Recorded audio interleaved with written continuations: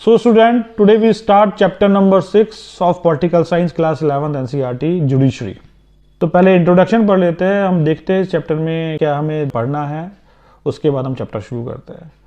अच्छा, एक बात शेयर आपसे करनी है कि मेरे को काफ़ी सारे व्यूज़ आ रहे हैं and I am very much happy कि स्टूडेंट्स बोल रहे हैं कि सर हम बुक्स पढ़ रहे हैं, हमें फ़ायदा हो रहा है। मेरा चैनल बनाने का मकसद भी ये था कि आप सब लोग बहुत ही मेहनती है और सब लोग कोई ना कोई कंपटीशन क्रैक करना चाहते हैं, इसलिए अपना टाइम पढ़ाई में डिवोट करते हैं। और लेकिन कभी कभी क्या होता है कि हम गलत तरीके से पढ़ाई करते हैं तो हम सक्सेस नहीं मिल पाती है। सो द बेस्ट पार्ट कि आप लोगों ने बुक्स पढ़ना शुरू किया है और उससे आपको फ़ायदा हो रहा है and that is my guarantee कि आप सब लोगों को सक्सेस मिलेगी। बस आप पढ़ाई ढंग से करिए और अपने बुक्स पे ज़्यादा कंसंट्रेट करिए नोट्स के बजाय, क्योंकि बुक्स में जितनी नॉलेज है और उसको आप पढ़ेंगे तो उससे आपका इंटेलेक्चुअल लेवल बढ़ेगा और जैसे जैसे आपका इंटेलेक्चुअल लेवल बढ़ेगा आप कंपटीशन अपना आप क्रैक कर जाएंगे। अब हम चैप्टर नंबर 6 पर आ गए हैं, तो आपने ये भी देखा होगा कि जो टफ वर्ड मीनिंग के लिए नोटबुक बनाई थी, अगर हम उसे रेगुलर पढ़ रहे हैं, आप मेरी बातों को फॉलो कर रहे हैं, तो आप देखोगे वो मीनिंग्स ना रिपीट होने शुरू हो गए, वो वर्ड्स रिपीट होने शुरू हो गए हैं और वो हमें समझ में आने शुरू हो गए। इससे हमारी धीरे धीरे इंग्लिश भी इंप्रूव हो जाएगी और चैप्टर पढ़ने में हमें और आसानी होगी। तो हम स्टार्ट करते हैं इंट्रोडक्शन से। Many times courts are acting only as a arbitrator, arbitrator पंच। Many times court acting only as an arbitrator in dispute between the individuals or the private parties। Court कैसे काम करता है? कोर्ट एज अ पंच काम करता है। जब जैसे गांव में सरपंच होता है और पंच होता है कि दो पक्षों में विवाद है तो उनकी सुनवाई वो करता है, तो कोर्ट ऐसे ही काम करता है कि कोई डिस्प्यूट हो किन्हीं दो इंडिविजुअल्स के बीच में या किन्हीं दो प्राइवेटीज के बीच में, तो उनके बीच में पक्ष को सुनने का काम करता है, उन पक्ष को सुनने के बाद वो फैसला देता है। But judiciary perform some political function also, लेकिन जुडिशरी कुछ पॉलिटिकल फंक्शंस भी प्ले करता है जो बहुत इंपॉर्टेंट है। Judiciary is an important organ of the government. Judiciary एक बहुत इंपॉर्टेंट ऑर्गन है गवर्नमेंट के। जैसे मैंने बोला, गवर्नमेंट के 3 इंपॉर्टेंट ऑर्गन है, जुडिशरी है, लेजिस्लेचर है और एग्जीक्यूटिव है। The supreme court of India is in fact one of the very powerful court in the world. माना जाता है कि supreme court is one of the most powerful court है वर्ल्ड के अंदर। उसके पास बहुत ही उसका अधिकार क्षेत्र बहुत बड़ा है और उसके बाद काफ़ी सारे अधिकार उसे दिया है, उसमें फ्रीडम दी गई है। Right from 1950, the judiciary has played an important role in interpreting and protecting the constitution। Interpreting का मतलब है व्याख्या करना। कॉन्स्टिट्यूशन में किसी भी रूल की व्याख्या करना, हर एक व्यक्ति अपने हिसाब से किसी की व्याख्या करता है। तो जुडिशरी का इवन बेसिकली सुप्रीम कोर्ट का मतलब, सुप्रीम कोर्ट क्या करता है कि किसी भी रूल की, लॉ की व्याख्या वो बताता है कि इसका मतलब क्या है और उसको कैसे प्रयोग में लाना है। तो सबसे बड़ा काम है जो सुप्रीम कोर्ट का बेसिकली इंटरप्रेट करना। In this chapter you will study the role and importance of judiciary. Chapter में पढ़ेंगे जुडिशरी का रोल क्या है और इंपॉर्टेंस क्या है। In the chapter on fundamental right you have already read that the judiciary is a very important for protecting our right. Fundamental chapters में बताया कि जुडिशरी हमारे फंडामेंटल राइट्स का प्रोटेक्शन करती है। अगर हमारे फंडामेंटल राइट का कोई वायलेशन कर रहा है तो जुडिशरी उसके बीच में आके उनको हिदायत देती है कि फंडामेंटल राइट को का कोई भी हनन नहीं कर सकता। After studying this chapter you would be able to understand. ये चैप्टर पढ़ने के बाद क्या समझेंगे इस चैप्टर से? The meaning of independence of judiciary, judiciary का स्वतंत्र होने का मतलब क्या है।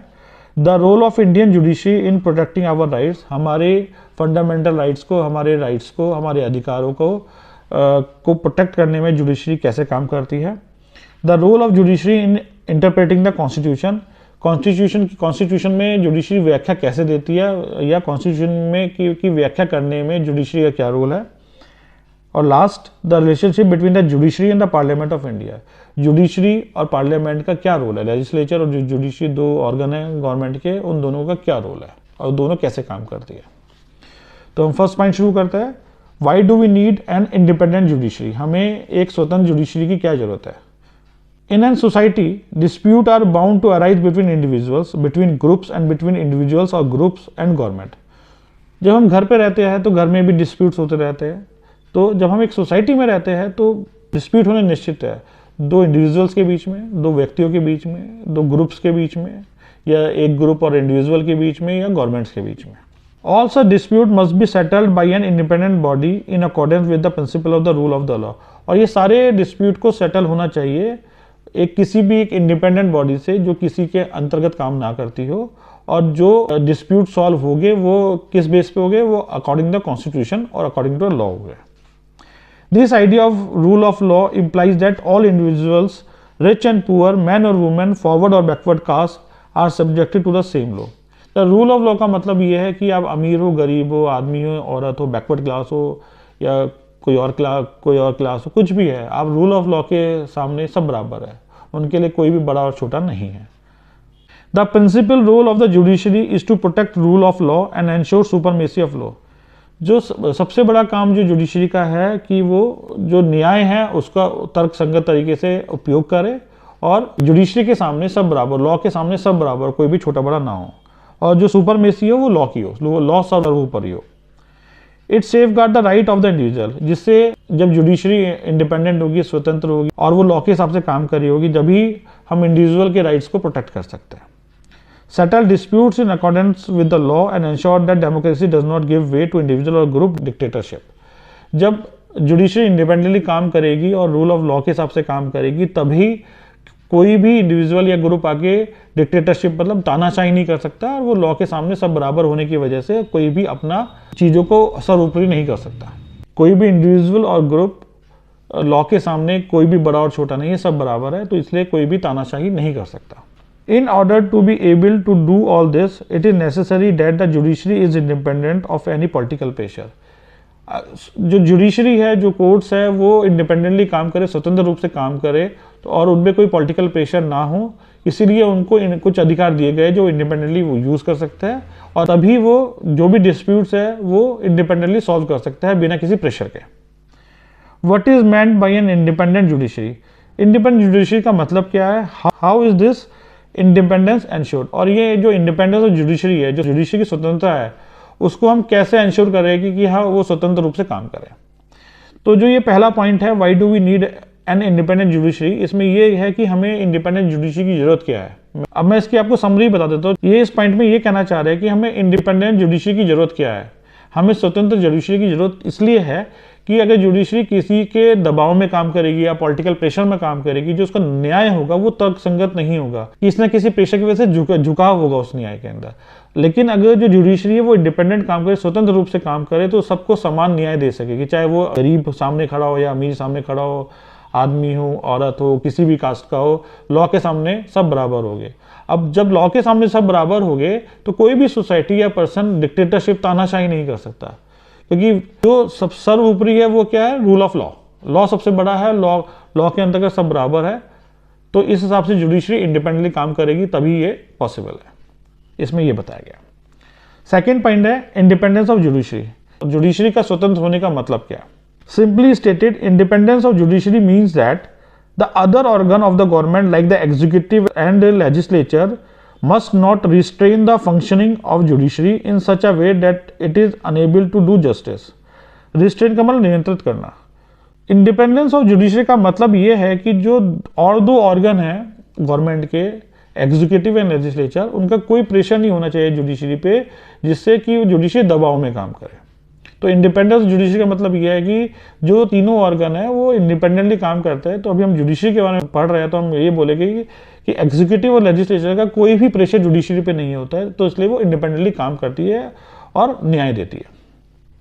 सेकेंड पॉइंट है the other organ of the government should not interfere with the decision of the judiciary. जो दोनों ऑर्गन एग्जीक्यूटिव और लेजिस्लेचर, वो जुडिशरी के न्याय के ऊपर भी कोई टिप्पणी नहीं कर सकते। जो भी जुडिशरी न्याय दे रही है वो अपने रूल ऑफ लॉ के आधार पर न्याय दे रही है, तो वो तर्कसंगत है। थर्ड पॉइंट है जजेस must be able to perform their function without a fear और फेवर। जो जजेस है, जो कोर्ट में जजेस होते हैं, वो अपना काम करे बिना किसी फेवर के और बिना किसी डर के, तभी वो एक सही न्याय दे सकते हैं। Independence of the judiciary does not employ arbitrariness और absence of the accountability. Independence का मतलब नहीं है कि आपको स्वतंत्रता मिल गई है, को आप कुछ भी करें। आर्बिट्रेरीनेस का मतलब है मनमाने ढंग से कुछ भी कर सकते हैं और आप अकाउंटेबल नहीं है, किसी भी चीज़ के लिए अकाउंटेबल, आपकी जवाबदेही नहीं है। आपके इंडिपेंडेंस का मतलब है कि आपके ऊपर कोई प्रेशर नहीं है या आप किसी का फेवर नहीं ले रहे हैं, किसी से डर नहीं रहे हैं। इंडिपेंडेंस का मतलब ये नहीं है कि आप मनमाने ढंग से काम कर रहे हैं। Judiciary is a part of the democratic political structure. Judiciary democratic political structure का एक पार्ट है। It is there for accountable to the constitution. Judiciary की जो जवाबदेही है वो कॉन्स्टिट्यूशन के प्रति है। To the democratic tradition and the people of the country. और इस हिसाब से कॉन्स्टिट्यूशन के प्रति, तो इस हिसाब से सिटीजन ऑफ द कंट्री के प्रति भी उसकी जवाबदेही है। How can the independence of judiciary be provided and protected. So हम जो जुडिशरी की स्वतंत्रता है उसको हम कैसे दें और उसकी स्वतंत्रता को कैसे प्रोटेक्ट करें। The Indian constitution has ensured the independence of judiciary through a number of measures. तो इंडियन कॉन्स्टिट्यूशन ने इसमें कई सारे मेजर्स लिए हैं जिससे जुडिशरी की स्वतंत्रता बनी रहे। The legislature is not involve in the process of appointment of जजेस।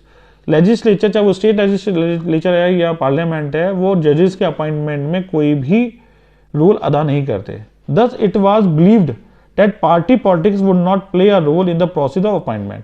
तो इससे ये बिलीव कर सकते हैं कि कोई भी पार्टी पॉलिटिक्स या कोई भी किसी भी तरह की पॉलिटिक्स नहीं होगी जजेस के अपॉइंटमेंट के ऊपर। In order to be appointed a जज, a person must have experience as a lawyer and और must be well versed in law.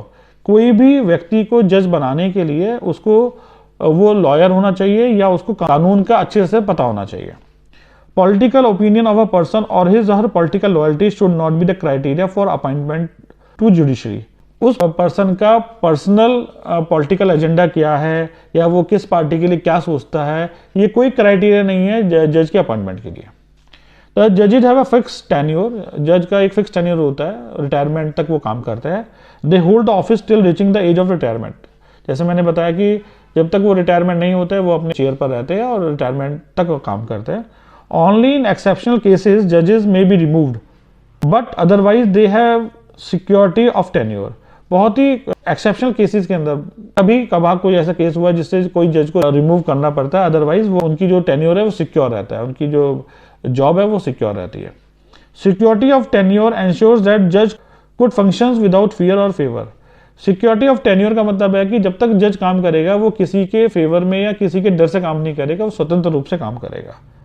The Constitution prescribed a very difficult procedure for removal of judges।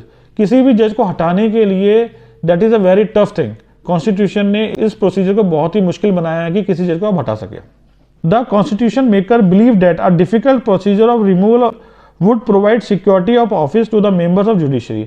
Constitution के जिन्होंने Constitution बनाया है वो ये believe करते थे कि प्रोसीजर जितना टफ होगा किसी भी जज को रिमूव करने के लिए, उतनी जजेस की सिक्योरिटी बढ़ेगी उनके टेन्योर तक काम करने के लिए, और वो बिना किसी फियर और फेवर के अपने फैसले सही ढंग से सुना पाएंगे कॉन्स्टिट्यूशन के अंदर रहते हुए। The judiciary is not financially dependent on either the executive और लेजिस्लेचर। जो जुडिशरी है, जो जजेस है, वो किसी पे भी डिपेंडेंट नहीं है, ना तो वो एग्जीक्यूटिव पे डिपेंडेंट है और ना ही वो लेजिस्लेचर पे डिपेंडेंट है, वो दोनों में किसी भी ऑर्गन पे डिपेंडेंट नहीं है। The constitution provide that the salaries and allowances of the judges are not subjected to the approval of the legislature। Constitution ने ये नियम रखा है कि जो जजेस की सैलरी और अलाउंसेस है वो किसी भी अप्रूवल की जरूरत नहीं है उनको कि लेजिस्लेचर से उनको अप्रूवल चाहिए, कोई भी अप्रूवल उनको लेजिस्लेचर से नहीं चाहिए, टाइम पर उनकी सैलरी और अलाउंसेस सब आएंगे। The action and the decision of the जजेस are immune from the personal criticism. जो भी जजेस अपने कॉन्स्टिट्यूशन के दायरे में रह के डिसीजन ले रहे हैं और काम कर रहे हैं, उनकी जो कॉन्स्टिट्यूशन प्रतिरक्षा करता है किसी भी क्रिटिसिज्म से। क्रिटिसिज्म का मतलब आलोचना से प्रतिरक्षा करता है। अगर आप किसी एमपी की क्रिटिसिज्म करते हो या एमएलए क्रिटिसिज्म करते हो समझ में आता है। अगर किसी जज का आपने क्रिटिसिज्म कर दिया ना तो आप पे कंटेम्प्ट ऑफ कोर्ट लग जाएगा। वो जज है, आपने पिक्चर में सुना होगा ये बंद कर दीजिए किताबें कानून की और ये कर दीजिए, सन्नी देओल का डायलॉग सुना होगा। जज नाक रगड़वा देगा अगर जोर से भी बोल दिया आपने। अगर आप जज आपके सामने बोलेगा कि आपने ये रूल तोड़ा है, आप ये बोलेंगे जी सर तोड़ा है। पहला बार आपने रूल तोड़ा, हाँ जी सर तोड़ा है, आप ये फाइन लगता है, जी सर बिल्कुल लगता है, मैं ये फाइन दूंगा। आपने जोर से भी आवाज निकाली ना तो कंटेम्प्ट ऑफ कोर्ट हो जाएगा, अंदर कर देगा कोई चुपचाप। ये पिक्चर नहीं है, 2 मिनट में जो अंदर कर देगा आपको। तो they are immune from the personal criticism. The judiciary has the power to penalize those who are found guilty of contempt of court. जो मैं आपको बोल रहा था कि जुडिशरी पे इतनी पावर है, आप पर कंटेम्प्ट ऑफ कोर्ट का चार्ज लगा देगी कि आपने बोला कैसे, आपने क्रिटिसिज्म कर कैसे दी, आपने आलोचना कैसे कर दी जजेस की या कोर्ट की। ये सबसे बड़ा ऑफेंस है किसी भी कोर्ट की आलोचना करना। This authority of the court is seen as an effective protection to the जजेस फॉर अनफेयर क्रिटिसिज्म। और इस अथॉरिटी की वजह से कोई भी बिना बाद में किसी भी जज की या कोर्ट की अवहेलना नहीं कर सकता या उनकी आलोचना नहीं कर सकता। Parliament can not discuss the conduct of जज except when the proceeding to remove a जज is being carried out. Even legislature के अंदर भी किसी भी जज की काम करने का तरीका कैसे है उसके बारे में डिस्कस नहीं कर सकते। एक्सेप्शन ये है कि आप किसी जज को रिमूव कर रहे हैं तो उसके ये डिस्कशन हो रहा है, that is a separate part, वो अलग चीज है। अदरवाइज कंडक्ट ऑफ एनी जज भी लेजिस्लेचर के अंदर आप डिस्कस नहीं कर सकते। थर्ड पॉइंट है अपॉइंटमेंट ऑफ जजेस। जजेस का अपॉइंटमेंट कैसे होता है? द अपॉइंटमेंट ऑफ जजेस have never been free from political controversy. जो जजेस का अपॉइंटमेंट है वो कभी भी पॉलिटिकल कंट्रोवर्सी या राजनीतिक विवादों के से हमेशा घिरा रहा है। It is a part of a political process, ये पॉलिटिकल प्रोसेस का एक पार्ट है। It makes a difference who serve in supreme court and high court. Supreme court में जज कौन है, सीजीआई कौन है, चीफ जस्टिस ऑफ इंडिया कौन है, या हाई कोर्ट में किस जज की अपॉइंटमेंट हुआ, ये एक डिफरेंस जरूर पैदा करता है। कैसे पैदा करता है वो आगे देखता है। A difference in how the constitution is interpreted. Difference इस वजह से पैदा करता है कि कॉन्स्टिट्यूशन की व्याख्या वो जज कैसे करता है, ये एक डिफरेंस लेके आता है। The political philosophy of the जजेस, जो जजेस अपॉइंट कर रहे हैं उनका राजनीतिक दर्शन कैसा है। There view about the active and assertive judiciary, उनकी सोच क्या है सक्रिय और निश्चयात्मक जुडिशरी पे और कंट्रोल्ड एंड कमिटेड जुडिशरी पे, कि वो कितनी कमिटेड है judiciary. Have an impact on the fate of the legislations enacted. तो जो जजेस अपॉइंट होते हैं उनकी वजह से जो लेजिस्लेशन कानून बनाता है उसकी किस्मत तय होती है कि वो उसकी व्याख्या कैसे होगी और वो कैसे एग्जीक्यूट किए जाएंगे, क्योंकि व्याख्या जो देने वाला है वो कोर्ट ही व्याख्या करेगा उनकी। काउंसिल ऑफ मिनिस्टर्स, तो जो काउंसिल ऑफ मिनिस्टर्स है, गवर्नर्स है, चीफ मिनिस्टर एंड सीजेआई और चीफ जस्टिस ऑफ इंडिया है, जो भी जुडिशियल अपॉइंटमेंट होता है इनमें इनका इंटरफेरेंस होता है। किनका? काउंसिल ऑफ मिनिस्टर्स का, प्रेसिडेंट का, गवर्नर का, चीफ मिनिस्टर्स का और CGI chief justice of India का इन्फ्लुएंस हमेशा रहता है। As far as the appointment of the CGI is concern, जो CGI chief justice of India का अपॉइंटमेंट है, over the year a convention had developed whereby the senior most जजेस of the supreme Court was appointed as the chief justice of India. अभी तक जो convention है, अभी तक जो परंपरा चली आ रही थी वो ये परंपरा थी, जो भी सुप्रीम कोर्ट के सीनियर मोस्ट जज है उसी को सीजीआई बनाते थे, चीफ जस्टिस ऑफ इंडिया बनाते थे। जो पहला सीजीआई रिटायर होता था तो नया जो सीजीआई बनाते थे, तो जो भी सीनियर मोस्ट जज होता था उसको हम सीजीआई बनाते थे, उसको एज पर द परंपरा जो भी कन्वेंशन चली आ रही थी उस हिसाब से चीफ जस्टिस ऑफ इंडिया बनाते थे। लेकिन ये परंपरा 2 बार तोड़ी गई। This convention was however broken twice. In 1973 A.N. Ray was appointed as CJI, superseding 3 major senior judges.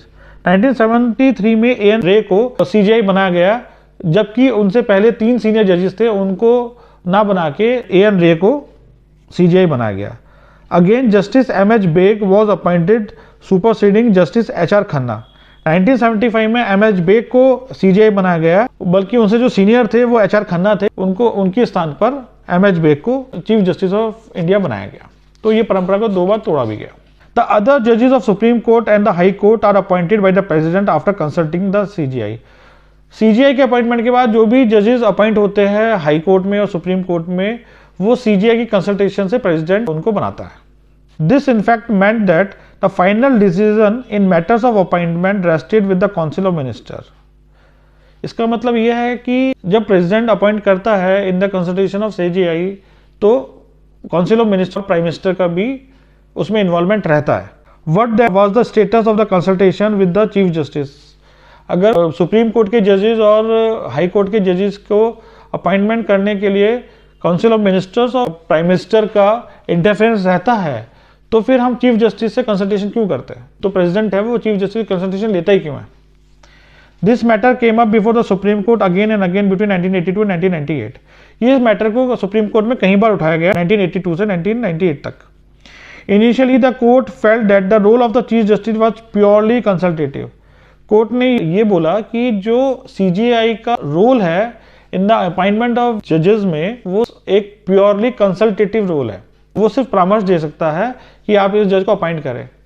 President को करना है करे, मानना है माने, नहीं मानना नहीं माने, वो उसके ऊपर है, क्योंकि जो सुप्रीम कोर्ट का रोल है वो प्योरली क्या है? कंसल्टेटिव है। Then it took the view that the opinion of the chief justice must be followed by the president. तो फिर इसके लिए भी बोला गया है कि फिर ऐसा करना चाहिए कि चीफ जस्टिस ऑफ इंडिया जिसके लिए बोल रहा है उसको अपॉइंटमेंट कर देना चाहिए। Finally the supreme court has come up with a novel procedure. Finally supreme court ने एक नई प्रक्रिया की शुरुआत की। इट हैज सजेस्टेड दैट, और ये सजेशन दिया that chief justice should recommend name of a person to be appointed in consultation with the 4 senior most जजेस ऑफ कोर्ट। सुप्रीम कोर्ट ने ये बोला कि जब भी सुप्रीम कोर्ट और हाई कोर्ट के जजेस का अपॉइंटमेंट होगा तो वो in consultation of the 4 senior most जजेस ऑफ सुप्रीम कोर्ट के साथ होगा। कॉलेजियलिटी, उन सामूहिक रूप से 4 सीनियर मोस्ट जजेस हो गए और सीजीआई फैसला करेगी किसको बनाया जाए, किसको सुप्रीम कोर्ट के और हाई कोर्ट के जजेस को अपॉइंटमेंट किया जाए in making a recommendation for the appointment. At the moment therefore in a matter of appointment the decision of the group of senior जजेस of the supreme Court carries great weight. तो जब 4 senior most जजेस और CGI किसी के लिए consult कर रहे हैं कि इन जजेस का अपॉइंटमेंट होना चाहिए, तो उस पर एक वेट हो जाता है कि सुप्रीम कोर्ट के 4 सीनियर मोस्ट जजेस विद द सीजीआई किसी का नाम दे रहे हैं जजेस के लिए, सुप्रीम कोर्ट के लिए, हाई कोर्ट के लिए, तो एक वैल्यू रखता है, उस पर एक वेट होता है। Thus in matter of appointment to the judiciary the supreme court and the council of minister play an important role. तो ये फैक्ट है कि जुडिशरी में जजेस के अपॉइंटमेंट में सुप्रीम कोर्ट और द काउंसिल ऑफ मिनिस्टर्स का सबसे महत्वपूर्ण हाथ होता है इनके अपॉइंटमेंट के ऊपर। 4th पॉइंट है रिमूवल ऑफ जजेस। द रिमूवल ऑफ जजेस of the supreme court and high court is also extremely difficult. Supreme court और हाई कोर्ट के जजेस को हटाना बहुत ही डिफिकल्ट टास्क है। जजेस ऑफ द सुप्रीम कोर्ट और high court can be removed only on the ground of proven misbehaviour और इनकैपेसिटी। जज सुप्रीम कोर्ट और हाई कोर्ट के किसी भी जज को हटाने का जो बेसिक ग्राउंड है वो ये है कि उसका वो मिसबिहेवियर, उसका दुराचार के बारे में पता हो, या उसकी इनकैपेसिटी, उसकी अक्षमता हो काम करने की। भी जो जज बना हुआ है वो अक्षम है काम करने के लिए, उसको प्रॉपर नॉलेज नहीं है, तो इस केस में हट सकता है, या उसने कुछ गलत काम किया हो, दुराचार किया हो, तो वो उसको हटाया जा सकता है। A motion containing the charges against the judges must be approved by special majority in both the houses of the parliament। एक मोशन पास करना पड़ता है दोनों हाउस के अंदर, लोअर कोर्ट में, लोअर हाउस में और राज्यसभा के अंदर, उस जज के अगेंस्ट जिसके अगेंस्ट आपने, जिसको आपको हटाना, जिसको रिमूव करनी है, उसके अगेंस्ट में दोनों हाउस में मोशन लाया जाता है और वहां से पास होता है। Do you remember what special majority means? आपको पता है कि कितनी मेजोरिटी चाहिए जजेस को हटाने के लिए? We have studied this in a chapter on election. Election chapter में इसके बारे में पढ़ेंगे। It is clear from the procedure that removal of अ जजेस is a very difficult procedure and unless there is a general consensus among the member of the parliament अ जज can not be removed. सो जो जज को हटाना है, high court और supreme court के जज को हटाना है, वो बहुत ही टफ टास्क है, बहुत ही मुश्किल टास्क है, और उसके लिए स्पेशल मेजोरिटी चाहिए और कंसेंसस चाहिए मेंबर ऑफ पार्लियामेंट्स की किसी भी जज को हटाने के लिए। It should also be noted that while in making the appointment the executive play an crucial role. The legislature has the power of removal. जब जजेस का अपॉइंटमेंट होता है, जो एग्जीक्यूटिव्स है, जो पॉलिटिकल एग्जीक्यूटिव्स है, उनका बहुत ही क्रूशियल रोल होता है जजेस के अपॉइंटमेंट में। लेकिन अगर हटाना है तो एग्जीक्यूटिव उनको नहीं हटा सकता, सिर्फ और सिर्फ लेजिस्लेचर जजेस को हटा सकती है। This has ensured both balance of power and independence of judiciary. और कॉन्स्टिट्यूशन ने इसको एंश्योर करने के लिए ही ये बोला, यही प्रावधान रखा है कि एग्जीक्यूटिव उनके अपॉइंटमेंट में तो उनका इंपॉर्टेंट रोल रहेगा, लेकिन अगर किसी जज को हटाना है तो उसको एग्जीक्यूटिव नहीं हटा सकता, वो लेजिस्लेचर के थ्रू ही हट सकता है। इससे पावर को बैलेंस किया गया है और जुडिशरी की इंडिपेंडेंस की स्वतंत्रता को निर्धारित किया गया है। So far only one case of removal of a जज of the supreme Court came up for consideration before parliament. अब तक सुप्रीम कोर्ट के एक जज को हटाने के लिए पार्लियामेंट में एक केस आया था। इन दैट केस दो द मोशन गॉट 2/3 मेजोरिटी, उस केस में 2/3 की मेजोरिटी थी हटाने के लिए। It did not have the support of the majority of the total strength of the house and therefore the जज वाज नॉट रिमूव्ड। 2/3 की मेजोरिटी से वो पास हो गया था, पर जो हाउस की फुल स्ट्रेंथ थी उस स्ट्रेंथ में उनके पास मेजोरिटी नहीं थी, इसलिए उस जज को हटा नहीं पाए। तो ये जो अनसक्सेसफुल अटेम्प्ट है, ये लिखा हुआ है, इसके बारे में आपको एक बार डिटेल बता देता हूँ। Unsuccessful attempt to remove a जज। In 1991, the first ever motion to remove a Supreme Court justice was signed by 108 members of the parliament। 108 parliamentary members ने साइन किया था एक सुप्रीम कोर्ट के जज को हटाने के लिए इन 1991। जस्टिस वी रामास्वामी, वो जज कौन थे? Justice V Ramaswami, during his tenure as a chief justice of India, वो चीफ जस्टिस ऑफ इंडिया थे। The Punjab and Haryana court was accused of misappropriating funds. Punjab और हरियाणा हाई कोर्ट ने बोला था कि उन्होंने जो फंड्स का गलत इस्तेमाल किया। इन 1992 a year after parliament started the removal proceeding, जब 1992 के अंदर उनको हटाने की प्रोसीडिंग शुरू हुई पार्लियामेंट के अंदर, a high profile inquiry commission consulting of जजेस of the supreme Court found justice V Ramaswami guilty of wilful and gross misuse of office. जब एक रिटायर्ड जज की कमेटी बनाई गई, उस कमेटी ने ये पाया कि वी रामास्वामी गिल्टी थे, उन्होंने विलफुल और गलत तरीके से अपने ऑफिस का, अपने पद का दुरुपयोग किया, एंड मॉरल ट्रिपिटेड, और नैतिक अधमता की। मॉरल ट्रिपिट्यूड का मतलब क्या है? नैतिक अधमता। By using public fund for private purpose, जो उन्होंने पब्लिक फंड को प्राइवेट पर्पस के लिए यूज किया, and reckless disregard of the statutory rules, और लापरवाही करते हुए वैधानिक नियमों का उल्लंघन किया। While serving as a chief justice of the Punjab and Haryana high court, despite this strong indictment, जब वो चीफ जस्टिस ऑफ पंजाब और हरियाणा हाई कोर्ट में चीफ जस्टिस थे, उस समय उन्होंने ये सारे कृत्य किए, और ये अभियोग लगने के बावजूद Ramaswami survived the parliamentary motion. ये सब नैतिक अधमता करने के बावजूद जो जस्टिस रामास्वामी थे वो सर्वाइव कर गए पार्लियामेंट्री मोशन में रिकमेंडिंग रिमूवल, जो उनके अगेंस्ट जो मोशन आया था पार्लियामेंट के अंदर वो हटाने के लिए, उससे वो बच गए। कैसे बच गए? The motion recommended his removal got the required 2/3 majority. हटाने के लिए जो मोशन था उस पर उनको 2/3 मेजोरिटी मिल गई, उसमें कोई दिक्कत नहीं थी, वहां तक तो कोई दिक्कत नहीं थी among the member who were present in the voting, but the Congress party abstained, abstained का मतलब बच गई, from voting in the house, उन्होंने हाउस में वोटिंग ही नहीं की। कांग्रेस पार्टी के किसी भी मेंबर ने वोटिंग ही नहीं की, ना तो उन्होंने हाँ का साथ दिया ना का साथ दिया, उन्होंने वोटिंग से बच गए। एब्सेंट का मतलब बचना। Therefore the motion could not get the support of 1/2 of the total strength of the house. 2/3 majority से तो मोशन पास हो गया था, लेकिन जो 50% मेंबर ऑफ हाउस का जो सपोर्ट चाहिए था वो उनको नहीं मिल पाया, तो इस वजह से वी रामास्वामी बच गए। रिमूवल ऑफ जजेस के बारे में मैं बताऊं, रिमूवल ऑफ जजेस नॉट अ इजी टास्क, बहुत आसान चीज़ नहीं है, बहुत ही मुश्किल चीज़ है, और कॉन्स्टिट्यूशन ने इसको मुश्किल बनाया जिससे जुडिशरी स्वतंत्र रूप से काम कर सके। ये इंडियन हिस्ट्री के अंदर एक बार अटेम्प्ट हुआ था कि वीर रामास्वामी जो चीफ जस्टिस ऑफ इंडिया थे उनको हटाने के लिए पार्लियामेंट में मोशन लेके आए थे, और उससे पहले कमेटी बनाई गई उनके ऊपर चेक करने के लिए जो भी इनके ऊपर आरोप लगाए गए वो सही है या नहीं है। तो एक कमीशन बनाया गया, उस कमीशन ने ये पाया कि वो गिल्टी थे और उन्होंने मनमाने ढंग से दुरुपयोग किया था पैसों का अपनी सीट पे रहते हुए, और कई सारे कृत्य ऐसे थे जो गलत थे।